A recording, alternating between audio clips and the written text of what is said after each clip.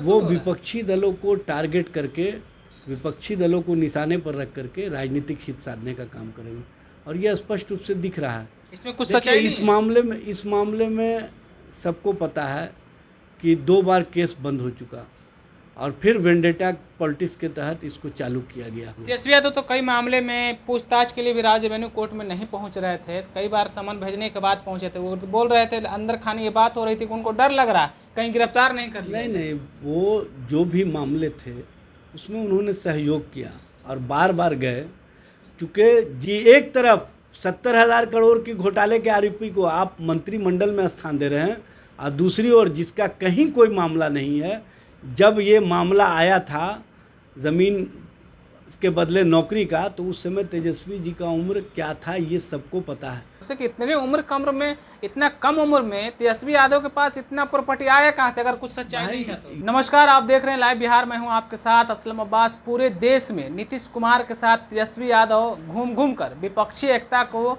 मजबूत बनाने के लिए निमंत्रण दे रहे थे, दावत दे रहे थे।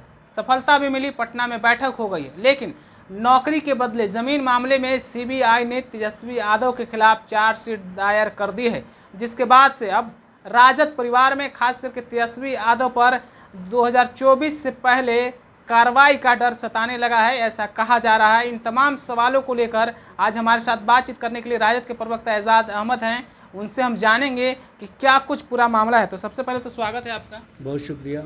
तेजस्वी यादव पर सीबीआई ने चार्जशीट दायर कर दी है नौकरी के बदले में ज़मीन को लेकर, इसको कैसे देखते हैं? देखिए, ये तो पहले से तेजस्वी जी भी स्वयं कहे थे कि जैसे जैसे विपक्षी एकता का मामला आगे बढ़ेगा, भारतीय जनता पार्टी चूँकि जनता के समर्थन और जनता के बीच जा कर के वो अपनी बात नहीं रख सकते हैं, क्योंकि जनता के लिए कुछ काम किए नहीं। इसमें कुछ सच्चाई है तब वो विपक्षी दलों को टारगेट करके, विपक्षी दलों को निशाने पर रख करके राजनीतिक हित साधने का काम करेंगे, और यह स्पष्ट रूप से दिख रहा है। इसमें कुछ सच्चाई इस मामले में सबको पता है कि 2 बार केस बंद हो चुका, और फिर वेंडेटा पॉलिटिक्स के तहत इसको चालू किया गया, और किस तरह से तेजस्वी जी को या तेजस्वी जी की राजनीति को फंसाया जाए, इस मामले में भारतीय जनता पार्टी पूरी तरह से सक्रिय तब से हो गई जब से हमने भाजपा को सत्ता से बिहार से बेदखल किया। 9 अगस्त 2022 के बाद से आप देखे होंगे कि इस मामले में तेज़ी आया। यह स्पष्ट रूप से लोगों के बीच भी पता है, लोगों को भी पता है कि भारतीय जनता पार्टी अपने राजनीतिक हित के लिए, अपने राजनीतिक फ़ायदे के लिए विपक्षी दलों को निशाने पर रखे हुए। तेजस्वी यादव तो कई मामले में पूछताछ के लिए भी राज्य रेवेन्यू कोर्ट में नहीं पहुंच रहे थे, कई बार समन भेजने के बाद पहुंचे थे। वो बोल रहे थे अंदर खाने ये बात हो रही थी कि उनको डर लग रहा कहीं गिरफ्तार नहीं कर लिया। नहीं, वो जो भी मामले थे उसमें उन्होंने सहयोग किया और बार बार गए, क्योंकि जिस समय सम्मन जारी हो रहा था वो पारिवारिक कारणों में फंसे हुए थे, सबको पता है।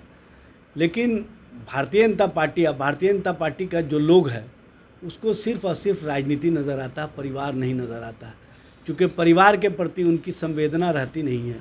वो मानवता, मानवीय संवेदना भूल चुके हैं।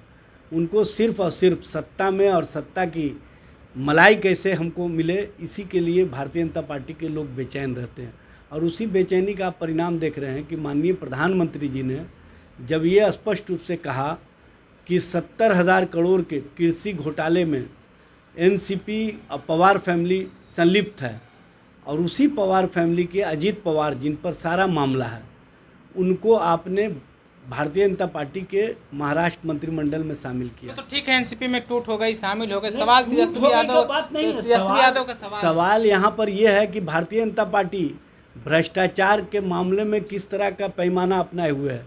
जो भारतीय जनता पार्टी के खिलाफ मुखर होकर के राजनीति करते हैं उनके लिए उनका दूसरा पैमाना है।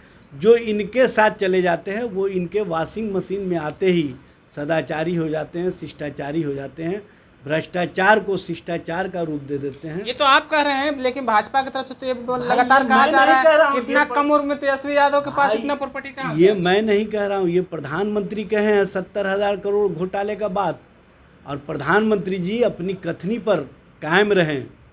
अपनी कथनी पर उन्होंने कहा था कि सारे लोगों को जेल भेजेंगे, तो जेल की जगह आपने अपने मंत्रिमंडल में तेजस्वी यादव को जेल भेजने के लिए भाई, तो अब इससे तो स्पष्ट हो रहा है ना कि एक तरफ 70,000 करोड़ की घोटाले के आरोपी को आप मंत्रिमंडल में स्थान दे रहे हैं, और दूसरी ओर जिसका कहीं कोई मामला नहीं है, जब ये मामला आया था ज़मीन के बदले नौकरी का, तो उस समय तेजस्वी जी का उम्र क्या था ये सबको पता है। और उसी से अंदाज़ लगा लीजिए कि इस मामले में कैसे वेंडेटा पॉलिटिक्स हो रहा है, कैसे फंसाने की राजनीति चल रही है, और किस तरह से जो विपक्षी एका है उसको कमज़ोर किया जाए, उस संकल्प में भाजपा लगी हुई है। लेकिन भारतीय जनता पार्टी को मैं बता देना चाहता हूँ, चाहे जितना ज़ोर लगा लो, लालू प्रसाद जी का परिवार, राष्ट्रीय जनता दल और महागठबंधन न पहले झुका है न आगे झुकेगा। चूँकि भारतीय जनता पार्टी के ख़िलाफ़ जो आम आवाम का सोच है, उस सोच के अनुरूप हम देश में जो विपक्षी दलों की एका का संकल्प है, वो स्पष्ट रूप से बेंगलुरु की बैठक के बाद आपको नजर आएगा। बिल्कुल बेंगलुरु में बैठक कीजिएगा। सबसे बड़ा जो सवाल है, नहीं आपके क्या सवाल है कि आप बोल रहे हैं कि जब जमीन के बदले नौकरी का मामला जब आया था, तेजस्वी यादव की उम्र क्या थी, तो फिर यही सवाल उठ रहा है लगातार विपक्ष की तरफ से, खास करके भाजपा की तरफ से, कि इतना कम उम्र में तेजस्वी यादव के पास इतना प्रॉपर्टी आया कहाँ से, अगर कुछ सच्चाई नहीं है तो? ये तो भारतीय जनता पार्टी सबसे पहले बताए ना कि 70,000 करोड़ वाले को आप अपने साथ कैसे ले लिए, आपका क्या नैतिकता है, आप किस तरह का नैतिकवान बने हुए हैं, यह स्पष्ट कीजिए न।